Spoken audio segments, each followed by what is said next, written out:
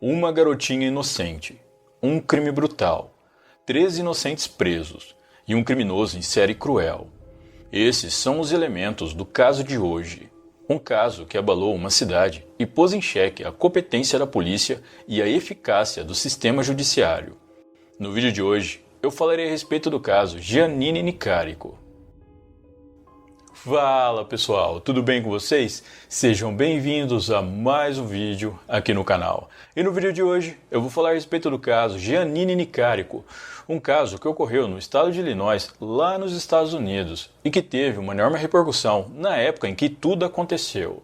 Bom pessoal, antes de mais nada, eu peço para vocês que, se gostarem do meu conteúdo, deixem um like e um comentário que me ajuda muito aqui no meu trabalho. Então, sem mais delongas, bora pro vídeo.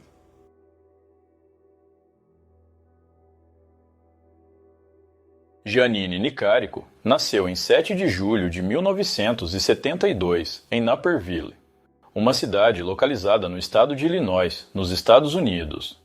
Ela era filha de Thomas e Patricia Nicarico e tinha duas irmãs, Chris e Kate.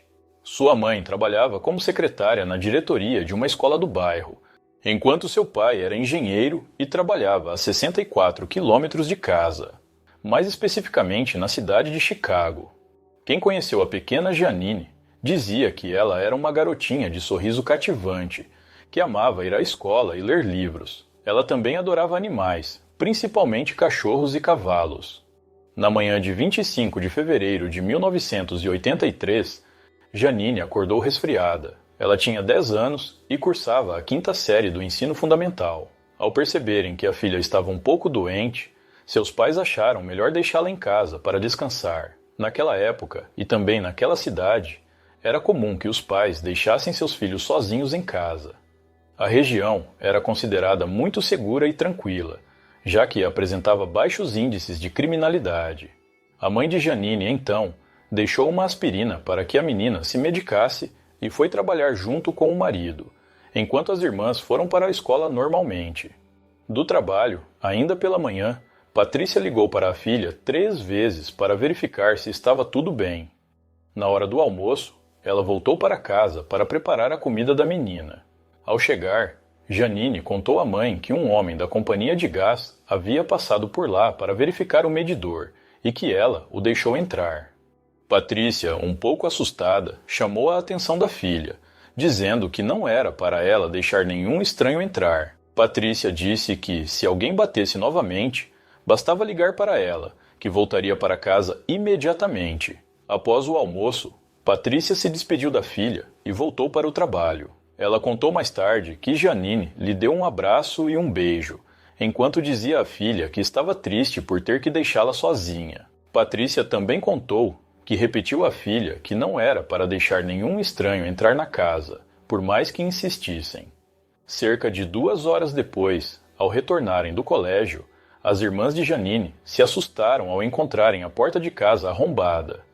Ao entrarem no imóvel, procuraram por Giannini, até perceberem que ela não estava lá. Então, foram até a casa de uma vizinha para pedir ajuda.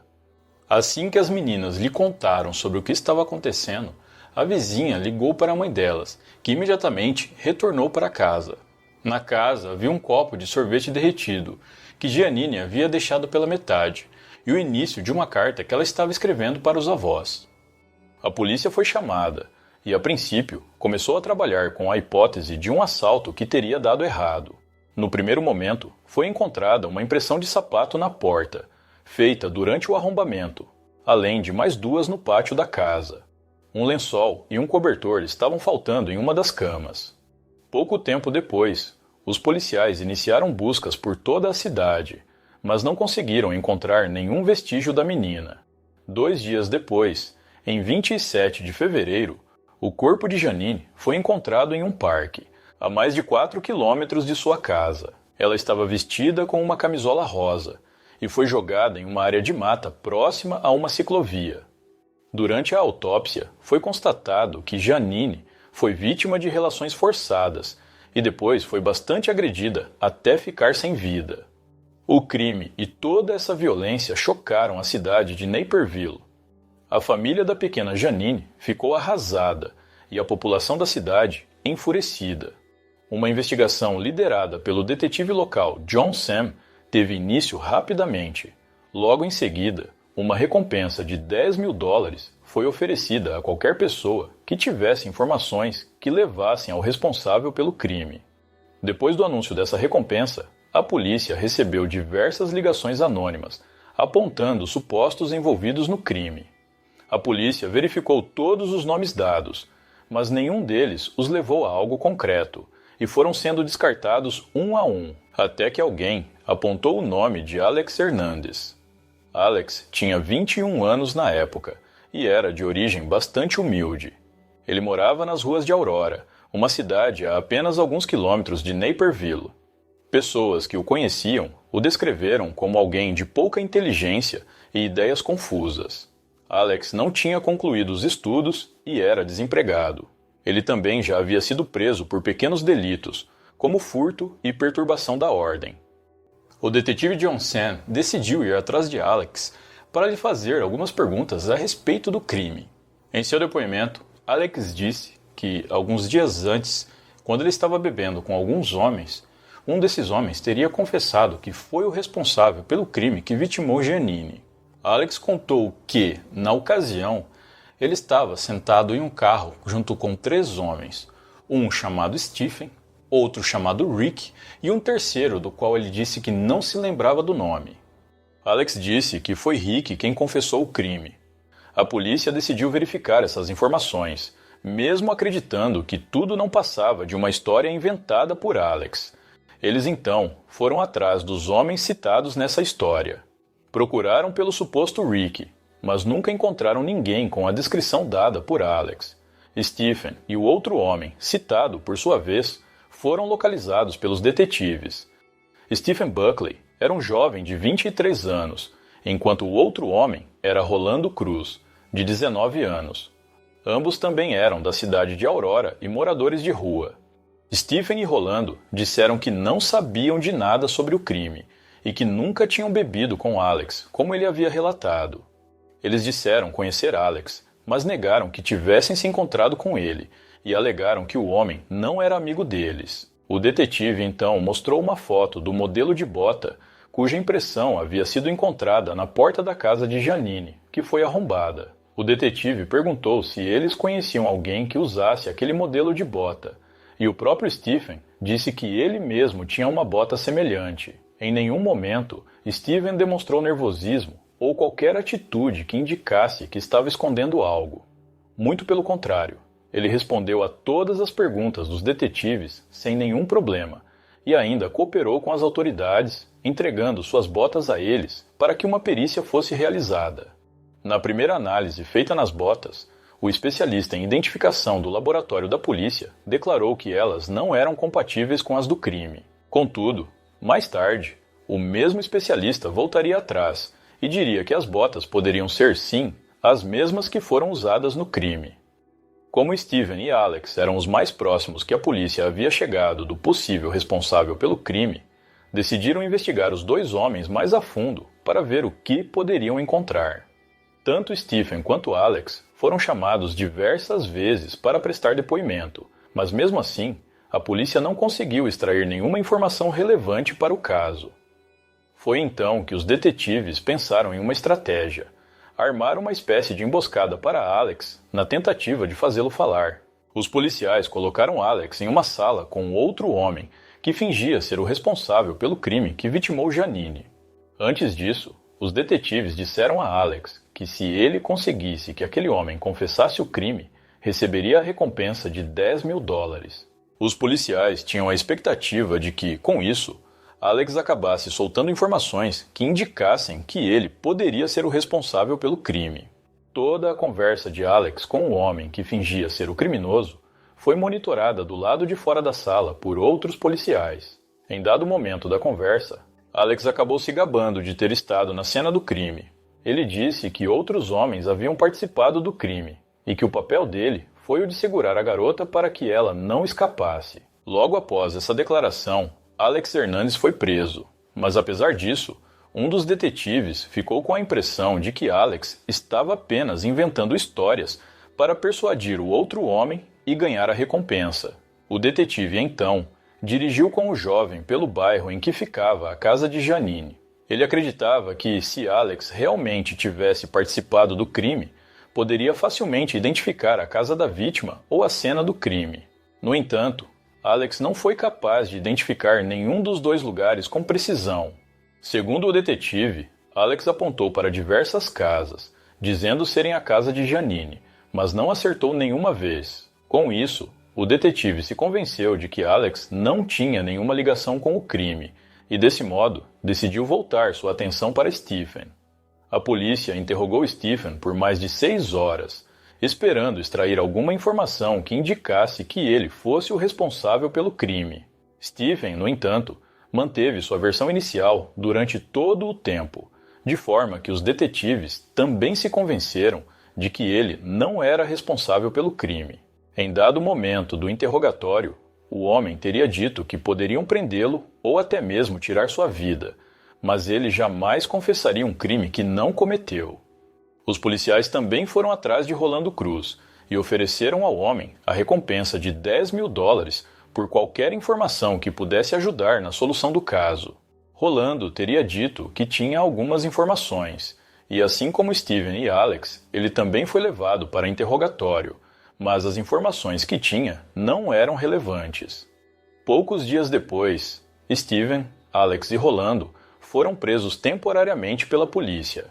Apesar de as autoridades não terem nenhuma evidência física que os ligasse ao crime, eles eram os mais próximos que a polícia havia chegado de solucionar o caso, e por isso decidiram mantê-los presos até que as investigações fossem concluídas. Durante 10 meses, as autoridades tentaram reunir provas suficientes que comprovassem que os 3 homens eram culpados pelo crime. Além da impressão e da pegada da bota do criminoso encontradas na cena do crime, não havia nenhuma prova física que ligasse qualquer um dos 3 homens ao crime.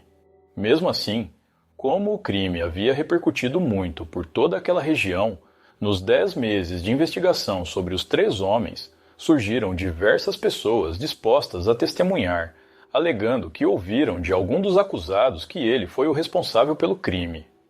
Tom Knight, o promotor do caso na época, acreditava que os 3 homens haviam invadido a casa da vítima para cometer um roubo. No entanto, assim que arrombaram a porta principal, se depararam com Janine dentro da casa e decidiram levar a garota com eles. John Sam, um dos detetives responsáveis pelo caso, não estava convencido de que foi realmente isso que aconteceu. Ao longo do ano de 1984, enquanto os promotores e advogados se preparavam para o julgamento, John Sam continuou investigando o caso. Ele acreditava que os 3 homens eram inocentes e não queria que pagassem por um crime que não cometeram. Verificou diversas dicas anônimas e interrogou novos suspeitos. O detetive, inclusive, foi alvo de uma queixa por parte de uma das testemunhas do caso, que se sentiu incomodada com suas perguntas insistentes. John acreditava que essa testemunha não estava sendo muito honesta em suas declarações e, por isso, decidiu questioná-la mais de uma vez.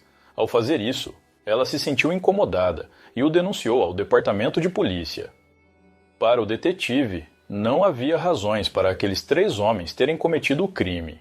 Ele disse não conseguir imaginar 3 homens capturando e forçando uma menina a ter relações de forma aleatória, sem que nenhum deles se incomodasse com isso. Além disso, o detetive ressaltou que nenhum dos 3 se dispôs a apresentar provas contra os outros, mesmo sabendo que isso os livraria da pena de morte. Na maioria das vezes, em casos semelhantes, os comparsas geralmente entregam os outros para se safarem de uma condenação maior. Mas não foi apenas isso que convenceu John da inocência dos 3 acusados. Ele também apontou as falhas no trabalho do promotor do caso como um dos motivos. Segundo ele, Tom Knight era um ótimo promotor, mas se deixou guiar demais pelas emoções. Ele estaria, compreensivelmente, envolvido pelo crime brutal contra uma garotinha, mas isso o fez buscar culpados a todo custo, mesmo que significasse a prisão de inocentes. Pouco antes do julgamento, John Sam renunciou ao cargo no departamento de polícia e focou apenas em auxiliar no caso. Ele inclusive se ofereceu como testemunha de defesa, Como nenhum dos jovens presos tinha dinheiro para pagar um advogado, defensores públicos foram designados para defendê-los. Um desses advogados, Tim Gabrielsen, afirmou ter entrado no caso acreditando que eles eram realmente culpados e que tentaria fechar um acordo com a promotoria. No entanto, após ler todas as páginas do processo, ficou claro para ele que a promotoria tinha poucas evidências para a acusação. Tim conta que ficou esperando alguma prova explosiva que mostrasse que, de fato, os jovens eram culpados, mas isso nunca apareceu. Para ele, não havia dúvida de que a promotoria havia falhado em provar o caso e só estava buscando condenar alguém. Em 8 de março de 1984, Rolando, Alex e Steve foram indiciados pelo crime contra Janine Nicarico. O julgamento dos 3 jovens teve início em fevereiro de 1985. As provas apresentadas pela promotoria eram circunstanciais e o foco ficou principalmente na pegada encontrada na porta. Durante o julgamento, um antropólogo da Universidade da Carolina do Norte foi chamado como testemunha especializada para provar que aquela pegada era realmente de um dos acusados. Segundo a promotoria, Rolando havia tido uma espécie de visão que contou aos detetives, e era fortemente semelhante ao modo como o crime realmente aconteceu. Essa suposta declaração, no entanto, não foi registrada pelos detetives até o momento do julgamento, o que levantou suspeitas sobre sua veracidade. Um dos detetives responsáveis disse que não a escreveu antes, porque o promotor lhe disse que não era necessário. O julgamento foi baseado muito mais nas emoções envolvidas do que nos fatos do crime. Os promotores mostraram diversas fotos da vítima para os jurados, apontando a dor da família como motivação para que tomassem sua decisão. Em alguns momentos, devido às imagens fortes, os próprios jurados se emocionaram assistindo às sessões. As testemunhas também foram um ponto alto para a promotoria. Entre elas, estavam um carcereiro e um tenente, que afirmaram ter ouvido os jovens conversando sobre o crime de dentro da cela. Além deles, um primo de Alex testemunhou, dizendo que o jovem havia confessado o crime. Depois do julgamento, no entanto, o homem voltou atrás e disse que foi intimidado pelos promotores a testemunhar. Os defensores, por sua vez, atacaram as condenações em várias frentes, como a fraqueza das evidências, os métodos questionáveis da polícia e a recusa do juiz de oferecer um julgamento individual para cada um dos acusados.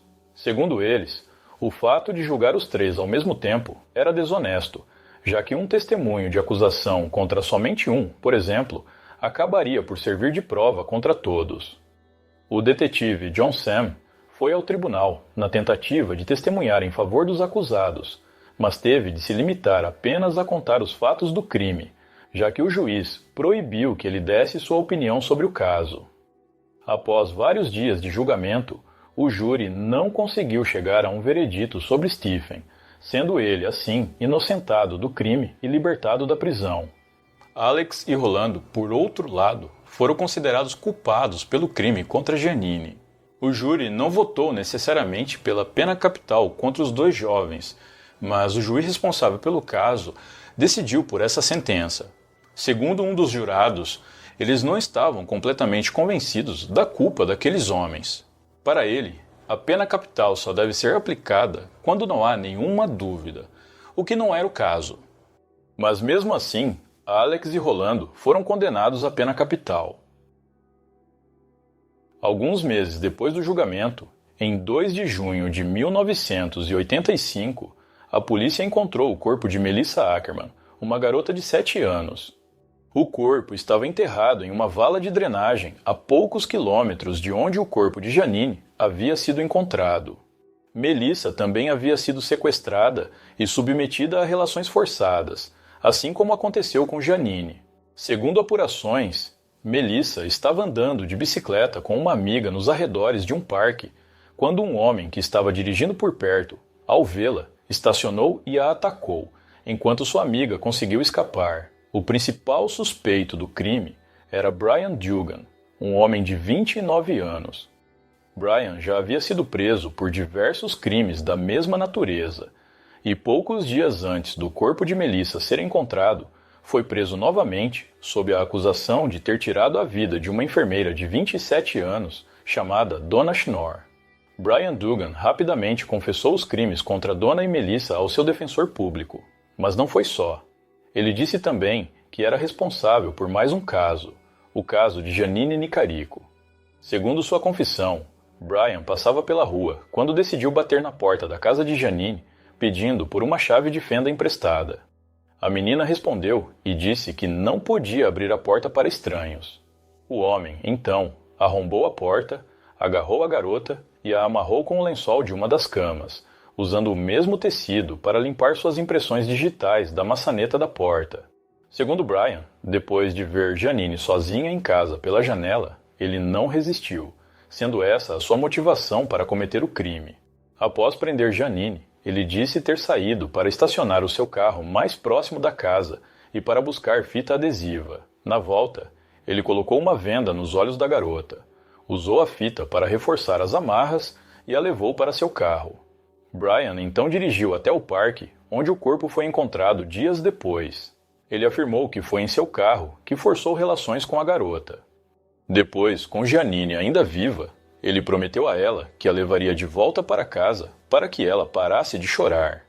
Eles então saíram do veículo e, enquanto ela andava na frente, ele a atingiu na nuca com uma chave de roda. A garota caiu no chão e o homem continuou a golpeá-la até que ela ficasse sem vida. Em seguida, ele arrastou o corpo de Janine e o jogou perto de alguns arbustos. Na sequência, ele foi embora, mas acabou pegando a direção errada e ficou com o carro atolado na lama de uma estrada sem saída. Nesse momento, 2 homens que trabalhavam em um pedágio o ajudaram, desatolando o carro e fornecendo informações sobre o caminho correto. Esses 2 homens foram mais tarde identificados pela polícia. Eles confirmaram que haviam ajudado um homem branco dirigindo um carro verde na tarde do crime, a mesma cor do carro de Brian. Após essa confissão, diversas evidências confirmaram a versão de Brian. A polícia descobriu que os pneus do carro dele tinham as mesmas impressões deixadas no chão do local onde o corpo de Janine foi encontrado. Além disso, o chefe do homem confirmou que ele não havia ido trabalhar naquele dia. Por fim, foi provado que ele tinha sapatos que combinavam com a pegada deixada na porta da vítima. Depois de ouvir o depoimento de Brian, George Mueller, defensor do homem, entrou em contato com os defensores dos jovens condenados pelo crime contra Janine e com a promotoria para contar sobre a confissão. Os promotores, no entanto, ficaram céticos e disseram que o homem devia estar apenas aumentando a lista de confissões de crimes para conseguir reduzir sua pena, já que os juízes tendem a diminuir os anos de prisão a cada crime confessado. Com essa hipótese em mãos, o defensor de Brian e alguns promotores fizeram perguntas para ele sobre informações do caso que não haviam sido reveladas à imprensa. Ele conseguiu responder a todas elas, indicando que realmente estava envolvido no crime. Isso foi comunicado aos promotores do caso de Janine, que disseram que entrariam em contato com ele posteriormente, mas não o fizeram. Mesmo após conseguir um acordo para a diminuição de pena devido às confissões, Brian continuou afirmando que era o responsável pelo crime contra Janine, demonstrando que aquilo não era uma jogada para burlar o sistema judiciário. O homem, inclusive, contou a um detetive detalhes minuciosos sobre o crime, os quais foram confirmados pelos detetives do caso. Esses detalhes somente seriam do conhecimento de policiais que trabalharam no caso e do próprio criminoso. A descrição das testemunhas do pedágio também apontava para Brian, já que falavam de um homem branco com quase 30 anos, descrição que se encaixava perfeitamente nele, mas não em Rolando e Alex, que tinham pele escura e, respectivamente, 19 e 21 anos na época. Brian conseguiu levar os detetives com facilidade para a casa da vítima e para o local onde o corpo dela foi encontrado. Além disso, sua ficha criminal envolvia crimes em que ele amarrava suas vítimas com lençóis, além de algumas invasões a propriedades, como o que aconteceu com Janine. O homem chegou a ser hipnotizado e submetido a um teste de polígrafo para averiguarem se ele estava mesmo dizendo a verdade. Ambos confirmaram que ele estava sendo sincero. Brian, entretanto, cometeu algumas imprecisões nos relatos, como o fato de errar o lado das escadas da casa da vítima e a alegação de ter deixado o corpo virado para cima, quando na verdade ele foi encontrado de bruços. A polícia, porém, pontuou que o homem pode ter se perdido em meio aos crimes que cometeu, trocando alguns detalhes entre eles. Os promotores do caso de Janine, por sua vez, ignoraram as evidências contra Brian Dugan e continuaram com a versão de que Alex e Rolando eram os verdadeiros culpados. No dia 19 de janeiro de 1988, a Suprema Corte dos Estados Unidos atendeu a um pedido da defesa dos jovens e decidiu que o juiz errou ao não conceder julgamentos individuais. E sendo assim, eles decidiram anular todas as condenações. Desse modo, seria necessário realizar um novo julgamento. O segundo julgamento de Rolando ocorreu 2 anos depois, em 11 de janeiro de 1990. A defesa do homem usou toda a confissão e as provas contra Brian Dugan, tentando provar que ele era o verdadeiro culpado. A promotoria, por outro lado, alegou que, mesmo que Brian fosse realmente o responsável, Rolando e Alex teriam sido seus cúmplices e participado do crime. No tribunal, foi dito que a prima de Rolando havia visto ele e Brian juntos, mas ela negou essa informação quando foi chamada para depor.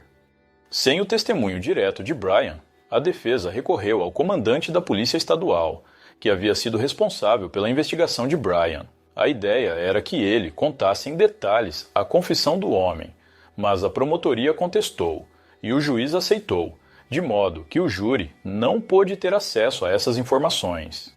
Segundo a promotoria, as pegadas encontradas do lado de fora da casa de Janine provavam que não uma, mas várias pessoas estavam envolvidas no crime. No entanto, a perícia confirmou posteriormente que essas pegadas extras pertenciam a uma mulher, podendo ser de pessoas aleatórias que passaram pelo local. Em 1º de fevereiro de 1990, Rolando foi novamente considerado culpado pelo crime e condenado mais uma vez à pena capital. Já o segundo julgamento de Alex terminou em um júri suspenso, no ano de 1990.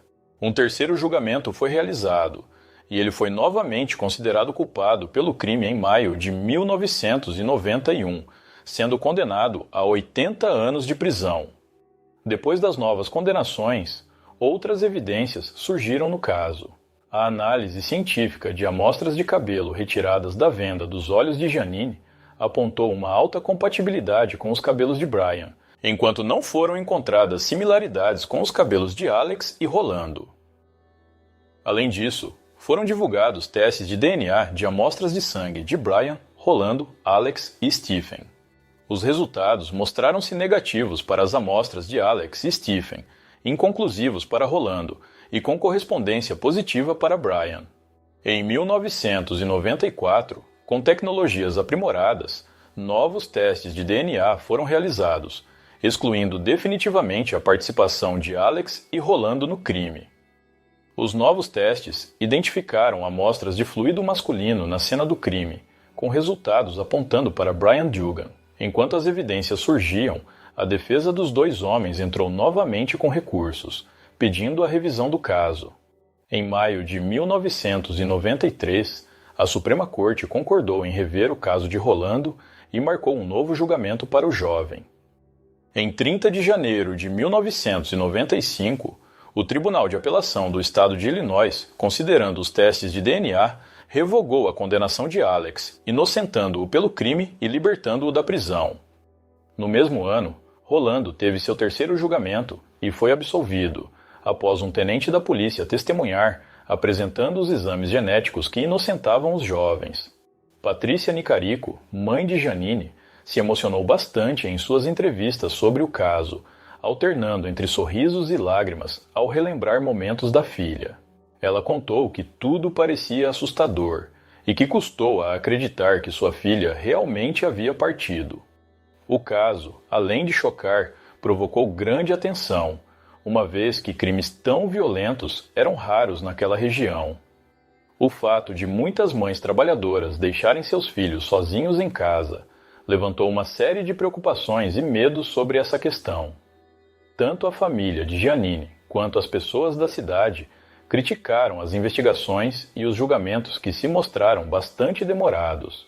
Margaret Price, prefeita de Naperville na época, expressou que todos ansiavam por um desfecho do caso e não previam o tempo que isso duraria, considerando o atraso devastador.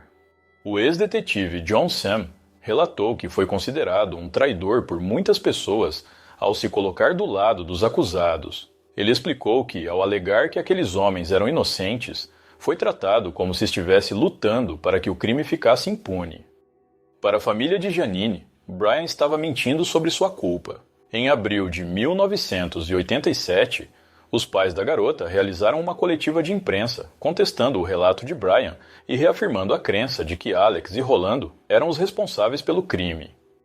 Eles citaram diversas incongruências nos relatos de Brian e expressaram a convicção de que alguém havia passado informações para que ele pudesse assumir falsamente a responsabilidade. Já em 1996, considerando toda a trajetória do caso, o Estado indiciou 7 policiais, 3 promotores e 4 delegados, acusando-os de mentir e fabricar provas contra Rolando. Segundo a acusação, os envolvidos conspiraram para condenar o réu, mesmo cientes das provas de defesa. Após vários processos judiciais, em junho de 1999, todos foram absolvidos das acusações. Enquanto isso, Alex, Rolando e Stephen entraram com uma ação civil por acusação injusta contra a polícia e a promotoria. Eles receberam um acordo civil de 3,5 milhões de dólares em setembro de 2000. Em 2002, o governador do estado na época, George Ryan, concedeu um perdão público a Rolando e, em 2003, impôs uma moratória às execuções no estado, resultando na libertação de 167 pessoas do corredor da morte. Em 2005, Brian Dugan foi indiciado pelos crimes contra Janine. O julgamento ocorreu em 2009, onde ele se declarou culpado, confirmando sua confissão anterior. Naquele momento, ele já cumpria pena de prisão perpétua por outras 2 acusações. Em 11 de novembro de 2009, após cerca de 10 horas de deliberações em 2 dias, o júri condenou Brian Dugan à pena capital pelo crime contra Janine, ocorrido 26 anos antes. No entanto, a sentença foi transformada em prisão perpétua, pois o estado de Illinois aprovou uma lei em 2011 abolindo a pena capital. Após novas evidências, Patrícia, mãe de Janine, começou a falar menos sobre o caso. Antes do julgamento contra Brian, ela expressou esperança de que talvez pudesse obter um pouco da verdade e alguma justiça para sua filha. Em 2010, o nome de Janine Nicarico foi dado a um centro infantil de DuPage em sua homenagem. O centro tem como responsabilidade investigar casos graves de violência contra menores e trabalhar com aqueles que testemunham crimes violentos. Este foi o caso de Janine Nicarico, uma garotinha vítima de um crime brutal que se tornou um símbolo nacional das falhas no sistema judiciário e na pena de morte. Bom, pessoal, então é isso. Muito obrigado por me assistir até o final. Eu vou ficando por aqui. Um grande abraço e até a próxima.